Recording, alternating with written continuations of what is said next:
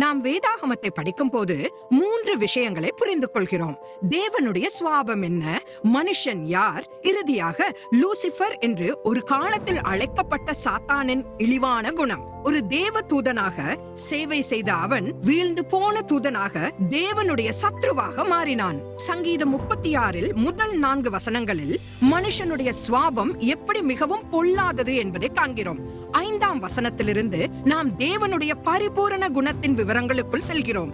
அதனால் தான் ஆவியின் கனியை நாம் தேவனுடைய குணம் என்று குறிப்பிடுகிறோம். இந்த சங்கீதத்தில் மனுஷனுக்கு தேவ பயம் இல்லை என்பதையும் கலகம் அதன் உச்ச கட்டத்தை அடைந்திருக்கிறது என்பதையும் நாம் புரிந்து கொள்கிறோம். சாத்தான் பரலோகத்தில் இருந்த இந்த கலகத்தை ஏதேன் தோட்டத்தில் ஆதாம் ஏவாளுக்கு கடத்திவிட்டான். அதனால் தான் சங்கீதம் 36 3-4 வசனங்களில் மனுஷன் தீங்கு செய்ய கற்றுக்கொண்டான் என்று இவ்வசனங்கள் கூறுகிறது.